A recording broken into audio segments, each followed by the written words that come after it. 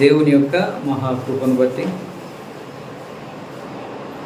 ఈ దినము ఆయన యొక్క పరిచర్యలో పాల్పంచుకోవడానికి ఈ విధంగా ఆయన కృపా కనికరములు మనందరి మీద ఉంచి దేవుని వాక్యాన్ని మీతో పంచుకోవడానికి ఇట్టి విధంగా సహకరించిన దేవునికి ఆయన కుమారుడు, మన రక్షకుడు, మన ప్రభువు యేసుక్రీస్తు యొక్క పరిశుద్ధమైన నామంలో దేవునికి స్తోత్రాలు, స్తుతులు సమర్పిస్తున్నాను. దేవుని యొక్క అనాది సంకల్పాన్ని ఎరిగి ఆయన స్థాపించినటువంటి సంఘంలో పరిశుద్ధులైన జనముగా కూడి వచ్చిన మీ అందరికీ కూడాను ప్రభు అయిన క్రీస్తు పేరిట నా వందనములు, శుభములు తెలియజేస్తున్నాను. ఈరోజు క్రైస్తవ సమాజం పట్ల, లేదంటే క్రైస్తవ్యం పట్ల దేవుడు తన కుమారుడైన యేసుక్రీస్తు ద్వారా స్థాపించిన సంఘం పట్ల దేవుడి యొక్క కృపా కనికరములు ఏ విధంగా ఉన్నవి, ఆయన చేసేటువంటి మేళ్ళు ఏ విధంగా ఉన్నవి అనేటువంటి విషయాలను మనం ఆలోచన చేయవలసిన అవసరం ఉంది. ఎందుకంటే దేవుడు చేసినటువంటి మేళ్ళు ఈరోజు అనేక మంది గ్రహించలేకున్నారు. గ్రహించక దేవుడు మాకు మేలు చేయలేదు అనేటువంటి ఆలోచన కలిగి దేవుని నామానికి, సంఘానికి దూరంగా వెళ్ళిపోవడం జరుగుతుంది. ఒకవేళ సంఘంలో ఉన్న ఆత్మీయంగా ఫలించలేని స్థితిలో కూడా చాలామంది మనకు కనిపిస్తుంటారు. అందుకని దేవుడు మన కోసము వ్రాయించినటువంటి ఒక మంచి వాక్యాన్ని, అన్ని వాక్యాలు మంచివే, కానీ ఈరోజు అంశంలో ఉన్నటువంటి వాక్యం చాలా దేవుని సంకల్పంలో ఇది ఒక భాగమై ఉన్నది. దాన్ని మనం ఆలోచన చేద్దాం. రోమీయులకు రాసిన పత్రిక పరిశుద్ధుడైన పౌలు గారు, అపొస్తలుడైన పౌలు గారు రోమీయుల సంఘానికి ఈ ఉత్తరాన్ని ఈ లేఖను రాస్తూ తన పిల్లలైన వారికి, దేవుణ్ణి ప్రేమించే వారికి ఆయన చేసేటువంటి మేళ్ళ గురించి అనేకమైన విషయాలు ఇందులో పొందుపరచడం జరిగింది. కొన్నిటి గురించి మనం ఆలోచన చేసేటువంటి ప్రయత్నం చేద్దాం. 8వ అధ్యాయము, రోమీయులకు రాసిన పత్రిక 8వ అధ్యాయము 28వ వచనం నుండి మనం చూస్తూ ఉన్నాము. దేవుని ప్రేమించే వారికి, అనగా ఆయన సంకల్పము చొప్పున పిలువబడిన వారికి మేలు కలుగుటకై సమస్తమును సమకూడి జరుగుచున్నవని ఎరుగుదుము. ఎందుకనగా తన కుమారుడు అనేక సహోదరులలో జ్యేష్ఠుడగినట్లు దేవుడు ఎవరిని ముందు ఎరిగెనో వారు తన కుమారునితో సారూప్యము కలవారగుటకు వారిని ముందుగా నిర్ణయించెను. మరియు ఎవరిని ముందుగా నిర్ణయించెనో వారిని పిలిచెను, ఎవరిని పిలిచెనో వారిని నీతిమంతులుగా తీర్చెను, ఎవరిని నీతిమంతులుగా తీర్చెనో వారిని మహిమపరచెను. ఒకసారి అదే వాక్యాన్ని మీరు చూస్తూ ఉండండి, నేను చదువుతాను, మీరు కూడా దాంతో అదే నాతో పాటు పలకండి. దేవుని ప్రేమించే వారికి, అనగా ఆయన సంకల్పము చొప్పున పిలువబడిన వారికి మేలు కలుగుటకై సమస్తమును సమకూడి జరుగుచున్నవని ఎరుగుదము. ఇది చాలా ప్రాముఖ్యమైన విషయం. Thank you. ఎందుకు మీతో చదివించాలి, ఎందుకు మనందరం కలిసి దీన్ని చదవాల్సిన అవసరం ఏర్పడిందంటే, దేవుడు మన పట్ల ఎలాగూ మేలు చేస్తున్నాడని ఖచ్చితంగా రాయబడింది. దేవుని వాక్యాన్ని విశ్వసిస్తున్న మనము రాయబడిన ప్రతి సంగతిని కూడా మనం విశ్వసించవలసిన అవసరం ఉంది. విశ్వసించడం వలన ఆయన చేసినటువంటి మేలు మనం గ్రహించేటువంటి లేదా ఎరిగేటువంటి, గుర్తించేటువంటి అవకాశం ఉంటుంది. విశ్వాసం లేని వారికి ఎన్ని మేలు జరిగినా వాళ్ళు గుర్తించరు. నా స్వయం శక్తి అనొచ్చు, నా జ్ఞానం అనొచ్చు, నా ధనం అనొచ్చు, నా బలం అనొచ్చు, ఏదైనా అనొచ్చు. కాబట్టి మనం గ్రహించాలి కనుక ఈ విషయం రాయబడింది. కేవలము సంఘము గ్రహించుకోవాల్సినటువంటి అతి ప్రాముఖ్యమైన విషయం. ఇందులో మనం చూడగలిగితే, తను ప్రేమించే వారికి, తన సంకల్పం చొప్పున పిలువబడిన వారికి సమస్తమును, అంటే మేలు కలుగుటకే సమస్తమును సమకూడి జరుగుచున్నవని ఎరగాలి అన్నాడు. అంటే సమస్తము ఒక మేలు జరగడానికి ఎవరికి ఎవరికి మేలు జరగడానికి? శ్రీను గారు, ఎవరికి మేలు జరగడానికి? తన్ను ప్రేమించే వారికి. ఎవరిని ప్రేమించే వారికి? దేవుణ్ణి ప్రేమించే వారికి. దేవుణ్ణి ప్రేమించేవారు ఎలా వస్తారు దేవునిలోనికి? తన సంకల్పాన్ని ఎరిగిన వారు. గమనించాలి, దేవుని సంకల్పాన్ని ఎరిగి పిలువబడిన వారు అన్నమాట. ఈరోజు అనేక మంది సంఘాలుగా వచ్చి ఉన్నారు, కానీ దేవుని సంకల్పం తెలియదు. పిలువబడ్డారంటే పిలువబడ్డారు, సువార్త వలన పిలువబడిన వారో తెలీదు. మనుషులు చేసేటువంటి కొన్ని చమత్కార మాటల వలన పిలువబడిన వారో తెలీదు. మనుషులకి అనేకమైన ఆశలు చూపించి పిలిచేవారు ఉన్నారు, అవునా? అలాంటి ఆశల కోసం పిలువబడిన వారో తెలీదు.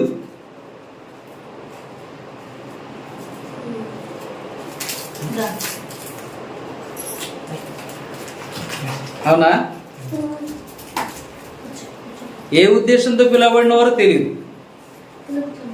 వాళ్ళు మనము అడిగి చూస్తే, ప్రశ్నించి చూస్తే అనేకమైన విషయాలు చెప్తారు. మాకు ఇలాంటి విషయాలు చెప్పారండి, ఆరోగ్యాల గురించో, ఆస్తుల గురించో, సంపద గురించో, రకరకాల లోక సంబంధించిన మేలు గురించి చెప్పారు, మేము వచ్చాం. అలాగే పిలువబడి వచ్చిన వాళ్ళు. కానీ అలా కాదు, దేవుని సంకల్పం ఎరిగిన వారు. సువార్త పరంగా దేవుని సంకల్పాన్ని ఎరగాలి. దేవుడు, మానవుడు, లోకము, అవునా, నిత్య జీవము, అనేక సత్యాల్ని ఎరిగి సువార్త ద్వారా పిలువబడి ఆయన్ని ప్రేమించేవారు. పిలువబడిన వారు ఉంటారు, సంకల్పం తెలిసి పిలువబడిన వారు చాలామంది ఉంటారు. కానీ దేవుని ప్రేమిస్తున్న వాళ్ళు ఉంటారా? ఉండకపోవచ్చు. రెగ్యులర్గా చర్చికి వచ్చే వాళ్ళు ఉంటారా? దేవుని పరిచర్యలో పాలుపంపులు చేసుకున్న వాళ్ళు ఉంటారా? ఉండకపోవచ్చు. సంకల్పం తెలిసి ఉండొచ్చు. సంకల్ప ప్రకారంగా వాస్తవమైన సువార్త వినే సంఘంగా కట్టబడవచ్చు. కానీ దేవుణ్ణి ప్రేమించే వాళ్ళు ఉండాలి కదా. ఎవరి పట్ల సమస్తం సమకూడి జరుగుతున్నవి? ఇక్కడ సమస్తము అనేటువంటి పదాన్ని మనం ఆలోచించగలిగితే, ఈ సమస్తములో మంచి ఉంది, చెడు ఉంది.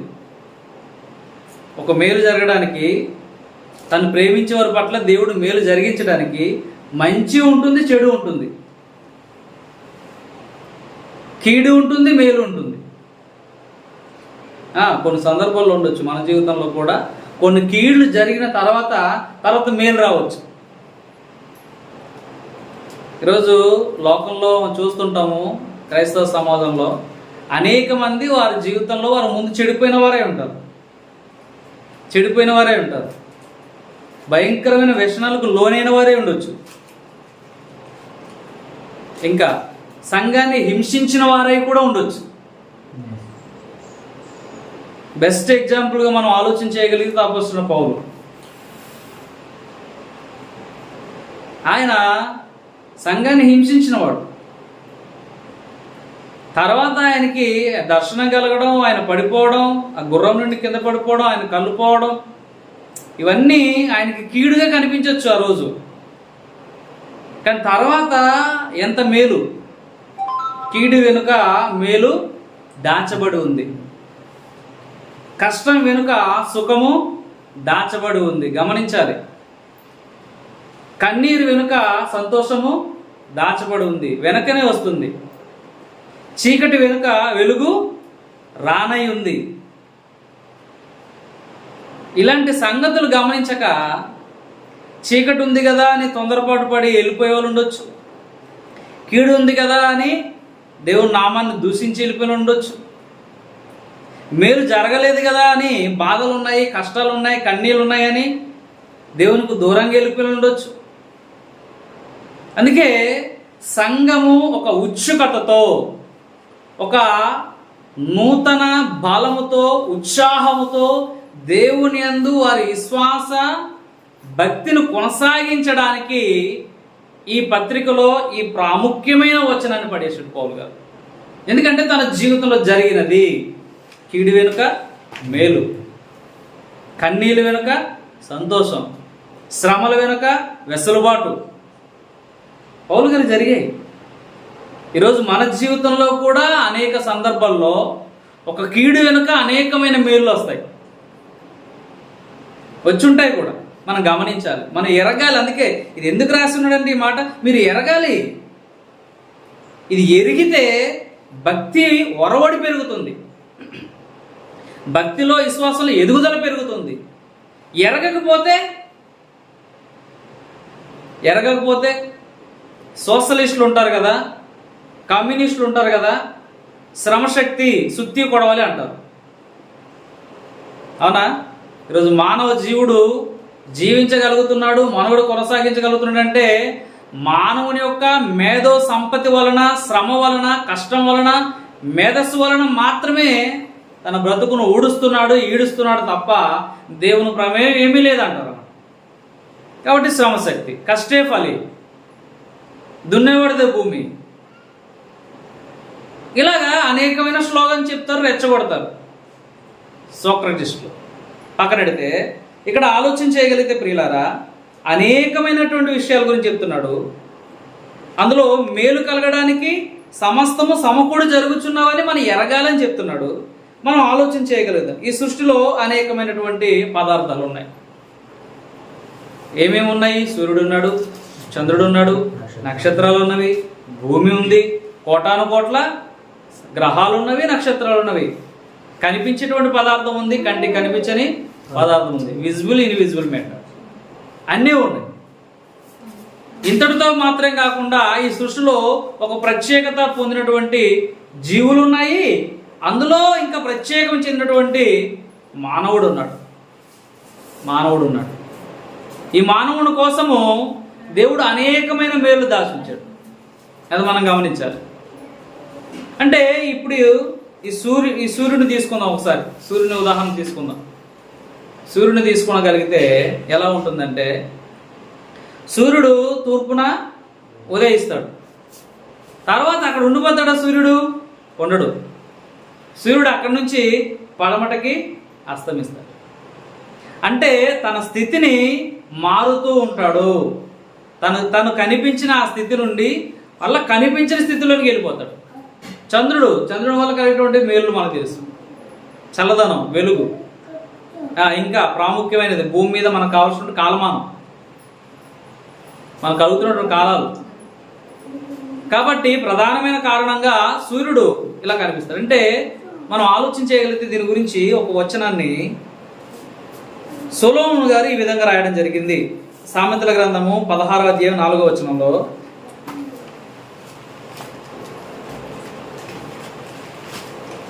సామెతల గ్రంథము 16వ అధ్యాయం 4వ వచనం,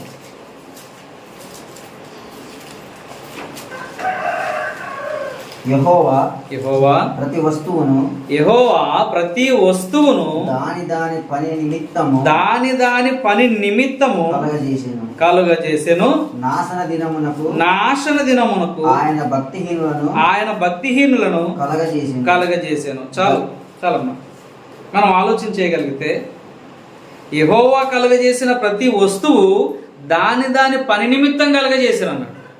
అంటే సూర్యుడు తనకంటే ఒక పని ఉంది, ఈ లోకానికి వెలుగునివ్వాలి, సూర్యరశ్మిని ఇవ్వాలి. దానివల్ల ఈ లోకంలో ఉన్నటువంటి వృక్షాలు కానీ, మనుషులు కానీ, ప్రతి విధమైన జీవకోటి, ప్రాణకోటి అంతా కూడా మనుగడ సాగించడానికి వీలు పడుతుంది. సూర్యుడు లేకుండా ఈ సృష్టిలో జీవ ప్రక్రియ అనేది జరగదు, ఆగిపోయేటువంటి ప్రమాదం ఉంది. అంటే సూర్యుడు తన పనిని చేస్తున్నాడు, చంద్రుడు తన పని చేస్తున్నాడు, భూమి తన పని చేస్తుంది. అవునా? ఈ భూమి మీద జీవకోటి అది కూడా తన పని చేస్తుంది.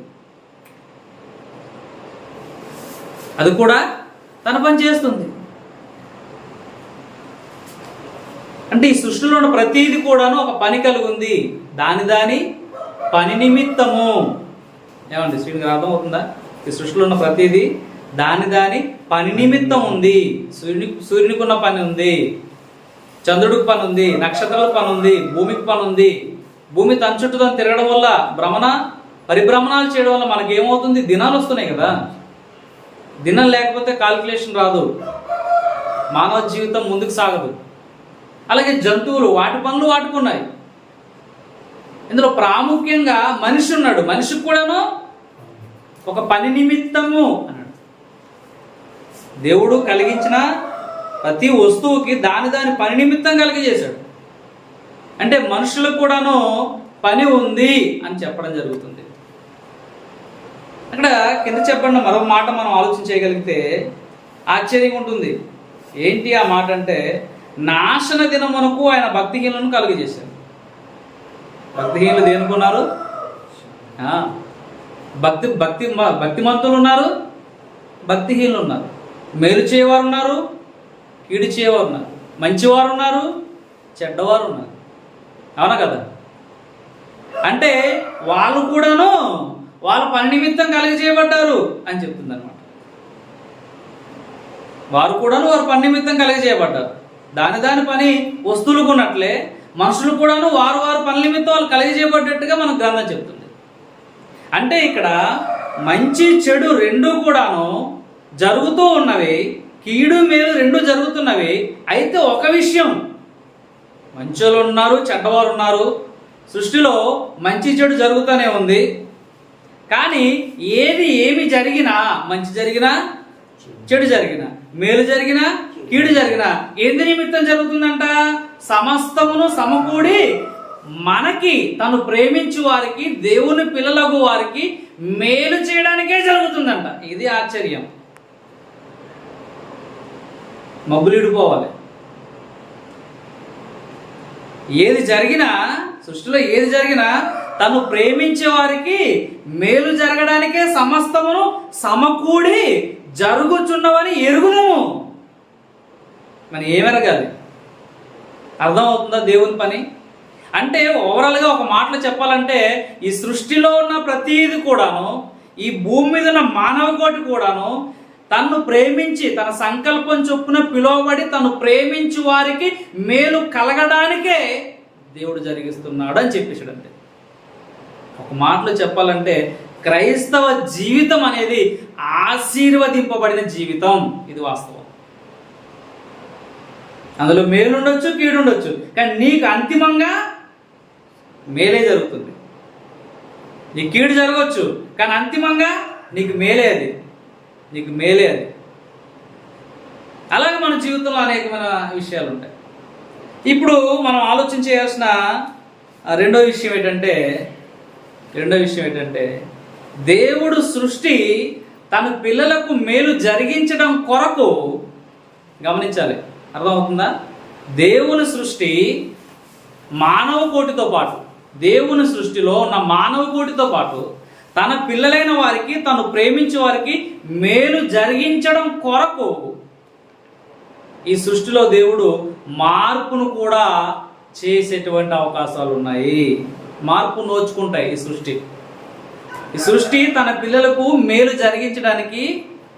అవునా? తన పిల్లలకు మేలు జరగాలి. అంతిమంగా దేవుడు చెప్పేది అదే. అంతిమంగా తన పిల్లలకు, తను ప్రేమించే వరకు మేలే జరుగుతుందని మీరు గుర్తించాలి అన్నాడు.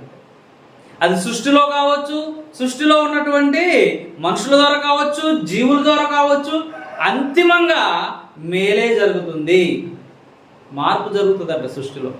తన పిల్లల్ని, తను ప్రేమించే పిల్లలకి మేలు జరగడానికి దేవుడు అవకాశం వస్తే ఈ సృష్టిని కూడా మార్చేస్తా అన్నాడు. బా, ఎంత ప్రేమ! మనము మన పిల్లల పట్ల, మన పిల్లలకి మేలు జరగడానికి మన నిర్ణయాలు మారుస్తుంటాం. అప్పుడప్పుడు మారుస్తుంటాం. వాళ్ళకి ఏదో చేయాలనుకుంటాం, ఏదో జరిగించాలనుకుంటాం. వాళ్ళ పట్ల అది సక్సెస్ఫుల్గా అనిపించకపోతే, అడ్డంకులు ఏమైనా వస్తే వెంటనే వేరే ఆలోచనలోకి వెళ్ళిపోతాం. మనం వాళ్ళకి మేలు జరగాలి. గవర్నమెంట్ కూడా అంతే. ప్రజలకు మేలు చేయాలన్నటువంటి కొన్ని కార్యక్రమాలు చేపడుతుంది. ఆ కార్యక్రమాలు జరిగించే క్రమంలో ఏమైనా ఆటంకం ఏర్పడితే అది తప్పించి ఇంకో కార్యక్రమం జరిగిస్తుంది. మేలు జరగాలి, అంతిమంగా ప్రజలకు మేలు జరగాలి. తుఫాన్ వచ్చింది, నష్టం జరిగింది. అవునా? మేలు జరగాలని మనకి గింజలు ఇచ్చారు, అన్నీ చేశారు. కానీ తుఫాను వల్ల నష్టపోయారు. కానీ గవర్నమెంట్ ఏమలుస్తుంది? నష్టపోతే నష్టపోయారు, కానీ ఆ నష్టపరిహారం ఇచ్చేస్తే మేలు జరిగినట్టే కదా. జరగదా? ఆ ధాన్యం ఉంటాయి, ఏం చేసుకుంటాం? ఆ ధాన్యం అమ్ముకుంటాం డబ్బుల కోసం. ఆ డబ్బులు డైరెక్ట్గా ఇచ్చేస్తే నువ్వు పొలం కోయిన అవసరం లేదు, నూర్పు వచ్చిన అవసరం లేదు. అవునా? నువ్వు పొలం కోసి నూర్పు వచ్చావు అనుకో, అది గింజ మంచిగా వస్తే పర్వాలేదు, రాకపోతే నష్టపోతావు. తుఫాన్ వల్ల నాశనం అయిపోయింది. మా కుర్చీ చేసుకొని కూర్చోమ్మా, కూర్చోయమ్మా, అడి కూర్చో. ఎంత చక్కగా కూర్చుంటే అంత చక్కగా వినగలుగుతారు. రైట్, ఆలోచన చేయాలి. అప్పుడు గవర్నమెంట్ ఏం చేస్తుంది? మద్దతు ధర, అప్పుడు ఆ సమయానికి ఎంత ధర నిర్ణయించాలో ఆ ధరను నిర్ణయించి ప్రజలకు ఇచ్చేస్తుంది డైరెక్ట్గా. నీకు ధాన్యం లేవా, తినే ధాన్యం లేవా, అవి కూడాను డ్వాక్రా ఏమంటుంది గోడం ద్వారా మనకు అందించేస్తుంది అధికారుల ద్వారా. ఎందుకో నెలకు కావాల్సిన చిరుధాన్యాలు ఇవి తినండి అని. చూసారా, అక్కడ కీడు జరిగింది అనుకున్నామా, మేలు వచ్చిందా? వచ్చింది. మనుషులే ఇలా ఆలోచిస్తుంటే దేవుడు ఆలోచించడా? అందుకే తన పిల్లలకు మేలు జరిగించే విషయంలో దేవుడు ఏం చేస్తున్నాడంటే ఈ సృష్టి క్రమాన్ని కూడా మార్చేటువంటి అవకాశాలు ఏర్పడుతున్నాయని చెప్తున్నాడు అన్నమాట. అంటే దేవుడు ఎలా ఆలోచిస్తున్నాడు? ఉదాహరణకి మనం ఆలోచన చేయగలిగితే, ప్రారంభంలో మనం సూర్యుడు తీసుకున్నాం. వస్తువుని దాని పని నిమిత్తమే ఆయన నియమించాడు. ప్రతి వస్తువుని దాని పని నిమిత్తమే నియమించాడు. ప్రతి వ్యక్తిని వారి పని నిమిత్తమే నియమించి ఉంచాడు.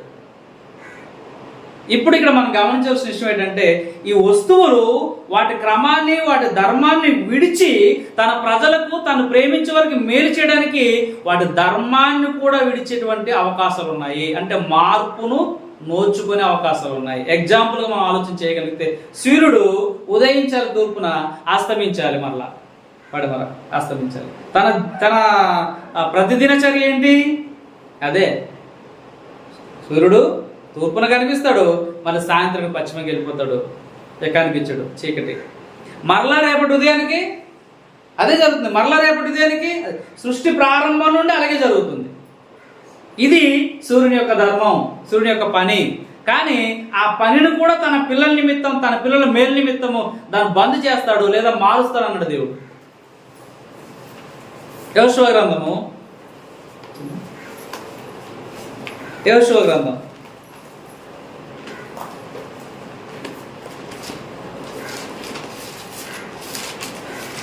10వ అధ్యాయము 12వ వచనం. యెహోవా ఇశ్రాయేలు ఎదుట అమోరీయులను అప్పగించిన దినమున ఇశ్రాయేలు వినుచుండగా యెహోషువ యెహోవాకు ప్రార్థన చేశాను. సూర్యుడా నీవు గిబియోనులో నిలువుము, చంద్రుడా నీవు అయ్యాలోను లోయలో నిలువుము. జనులు తమ శత్రువుల మీద పగ తీర్చుకునే వరకు సూర్యుడు నిలిచెను, చంద్రుడు ఆగెను. చాలా 13వ వచనంలో అంటాడు కదా, సూర్యుడు ఆకాశ మధ్యం నిలిచి ఇంచుమించు ఒక నాడెల్లా అస్తమింప త్వరపడలేదు.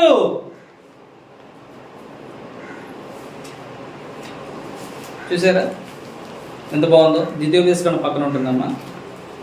పెద్ద బైబిల్ అయితే 184వ పేజీ.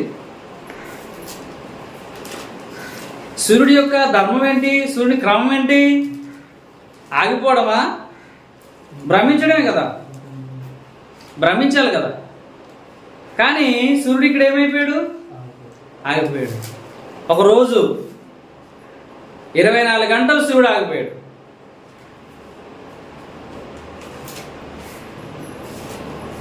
ఆ న్యూస్ ఈ ఇయర్లోనూ లాస్ట్ ఇయర్లోనూ చదివాను నేను ఆ న్యూస్ దీని గురించి. సృష్టి ఏదో ఒక రోజు ఆగిపోయినట్టుగా మనిషి గమనించాడు, సైంటిస్టులు. సృష్టి ఆగిపోయింది ఒక రోజు. ఇప్పుడు వార్తలు పేపర్లో వార్తలు కాదు కదా, అన్నీ ఆన్లైన్, దాచుకోవడానికి ఇబ్బంది. కానీ ఇది నిజం. సృష్టిలో ఒక దినము జరగలేదు, ఆగింది అనేది సైన్స్ గమనించింది కాలచక్రాన్ని బట్టి. అంటే సూర్యుడు తన పని నిమిత్తం తను నియమించబడ్డాడు. ఆదికాండం 1వ అధ్యాయం 14వ వచనంలో ఉంటుంది. పగటిని రాత్రిని చేయడానికి ప్రజలకి. కానీ తన క్రమాన్ని దాని పని నిమిత్తమే నిర్మించినప్పటికీ తన పని ఏమైంది? ఇప్పుడు ఆగింది. అంటే దేవుని ప్రేమించే తన పిల్లల కోసము దేవుడు సృష్టిలో కూడా మార్పును నోచుకునే విధంగా కూడా చేయగలడు. ఇదెంత ఆశ్చర్యమైన సంగతి. ఇంకొక విషయం మనం గమనించగలిగేది, ఏలియా కాలం.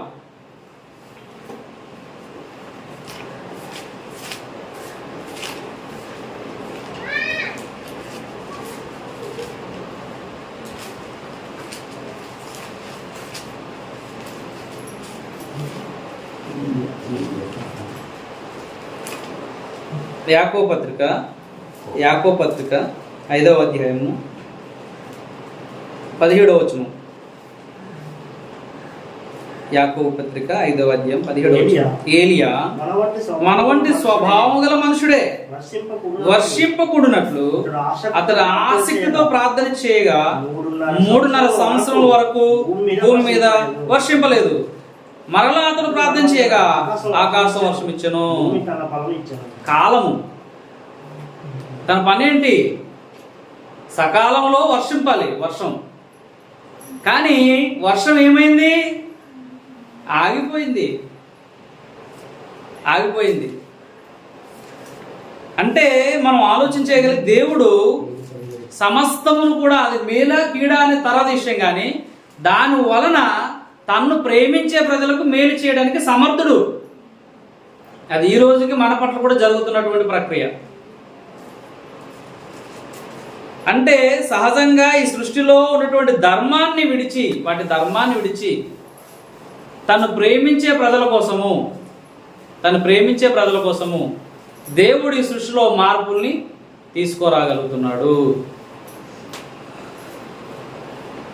అలాగే మనం ఆలోచించగలిగితే జంతువులు మాట్లాడతాయా? జంతువులు మాట్లాడవు, వాస్తవానికి మాట్లాడవు. కానీ ఒక చోట జంతువు మాట్లాడింది, గాడిద బిలాముతో, మోయాబీలతో ఒక కార్యక్రమం జరుగుతుంది. ఆ టైంలో గాడిద మాట్లాడింది. 2వ రాజుల గ్రంథం 25లో ఈ వచనం రాయబడింది, 12వ వచనం. కాబట్టి మీరు చదువుకోండి, 2వ రాజులు 25 12వ వచనం, 10 నుండి చదువుకోవచ్చు. మనం ఆలోచించగలిగితే గాడిద మీద వెళ్ళిపోతున్నాడు దేవుని ప్రజలు శపించడానికి బిలాము. కానీ దేవుని ప్రజలు శపించకూడదు, అంతే కదా, శపించకూడదు. డబ్బుల కోసం కకృతిపడ్డాడు, మోయాబు చెప్పిన మాట విన్నాడు, తనకు డబ్బులు వస్తాయి, దేవుని మాట వినిపించుకోవట్లేదు. దేవుడు చెప్తున్నాడు శపించొద్దు అని, వినిపించుకోవట్లేదు. ఈ మనిషి లోక సంబంధిగా మారాడు, వెళ్ళిపోతున్నాడు గాడిదెక్కి. గాడిద ఒక చోటుకి వెళ్ళేసరికి ముందుకు వెళ్ళట్లేదు, గాడిద ఆగిపోయింది. ఎందుకు వెళ్ళట్లేదు అని కొడుతున్నాడు గాడిద మాట్లాడుతున్నప్పుడు, బిలాము నువ్వు చేసిన తప్పు, దేవుని ప్రజలను శపించడం ముందుకు వెళ్తా. అప్పుడు బుద్ధి వచ్చింది అప్పుడు. అంటే గాడిద మాట్లాడదు, తన స్వభావం కాదు, కానీ దేవుని పిల్లలకి మేలు కలిగించడానికి సమస్తము సమకూడి జరిగిస్తాడు దేవుడు. మార్పు నోచుకుంటుంది సృష్టిలో మార్పు జరిగించగలడు.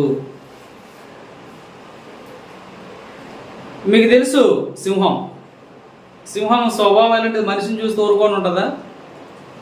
చంపేస్తుంది, తినేస్తుంది. కానీ దానియేలును సింహం బోన్లు వేసినప్పుడు సింహం పాదాల మీద కూర్చొని ఉంది. సింహం తన స్వభావాన్ని విడిచింది. దేవుని ప్రేమించు వారికి, తన సంకల్పం ప్రకారం పిలువబడిన వారికి మేలు చేయడానికి సృష్టి యొక్క సహజ ధర్మాన్ని కూడా దేవుడు మార్చగలడు. అయ్యో నేను సింహం బోన్లో పడిపోయినా, నాకు ఇప్పుడు శ్రమ అని నువ్వు అనుకోని అవసరం లేదు. దేవుణ్ణి నిందించవలసిన అవసరం లేదు. నీ భక్తిని, విశ్వాసాన్ని విడిచిపెట్టాల్సిన అవసరం లేదు. తన స్వభావాన్ని మార్చి నీ దగ్గర పెట్టాడు. చూడు, ఆలోచన చేయాలి. అగ్ని, అదే దానియేలు గ్రంథంలో షడ్రకు, మెషకు, అబేద్నెగో. అగ్ని స్వభావం ఏంటి? కాల్చి బూడిద చేయాలి. సొదొమ గొమొర్రాలో, ఆదికాండం 19వ అధ్యాయంలో సొదొమ గొమొర్రాలో అగ్ని గంధకాలు పడినప్పుడు ఆ ప్రాంతం అంతా కూడా కాలిపోయింది, గడ్డి మొలక కూడా లేకుండా. తర్వాత గడ్డి కూడా మొలవలేదు ఆ ప్రాంతంలో, అగ్ని గంధకాలతో కాల్చాడు. అంటే అగ్ని స్వభావం ఏంటి? కాల్చి పడేసి బూడిద చేయాలి. కానీ ఈ షద్రకు, మెషకు, అబేద్నెగోల్ని అగ్ని మంటల్లో పడేసినప్పుడు, ఆ గుండంలో పడేసినప్పుడు వీళ్ళు కాలిపోలేదు. అగ్ని తన స్వభావాన్ని మార్చుకుంది. తను ప్రేమించు వారికి, దేవుడు సంకల్ప ప్రకారం పిలువబడి తను ప్రేమించు వారి పట్ల దేవుడు సమస్తమును సమకూడి, అక్కడ ఏమైనా మేలు జరగవచ్చు, కీడు జరగవచ్చు. రెండు సమస్తము సమకూడి జరిగినప్పటికీ అంతిమంగా నీకు మేలే జరుగుతుంది. అయ్యో నా జీవితంలో కష్టాలు ఏంటి, అయ్యో నా జీవితంలో అవమానాలు ఏంటి, అయ్యో నా జీవితంలో ఇబ్బందులు ఏంటి, కన్నీళ్ళు ఏంటని నువ్వు అనుకోవద్దు. నువ్వు ఏడ్చి దేవుడు నిందించాల్సిన అవసరం లేదు. నీ భక్తి విశ్వాసాలను తగ్గించుకోవాల్సిన అవసరం అసలే లేదు. దేవుడు సమస్తమును జరిగించి నీకు మేలు చేస్తాడు. ఈ విషయాన్ని మనం గ్రహించాలి. అర్థమవుతుందా? ఈ విషయాన్ని మనం గ్రహించాలి. ఇంకా మరొకటి చదువుతాం, రోమపత్రిక చదువుదాం ఒకసారి.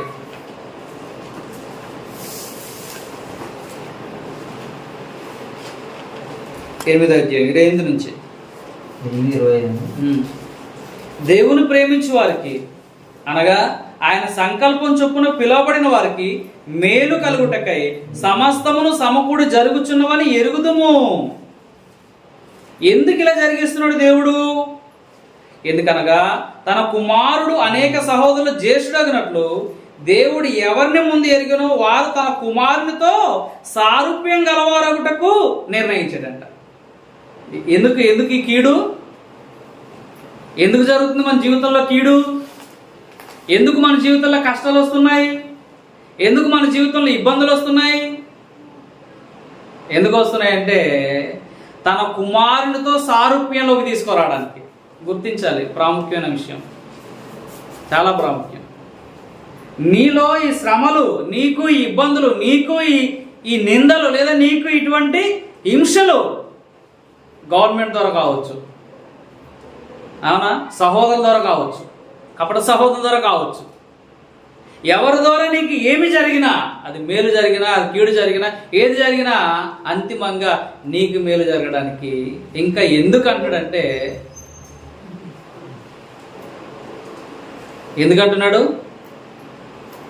ఎందుకంటున్నాడంటే చెప్తాను.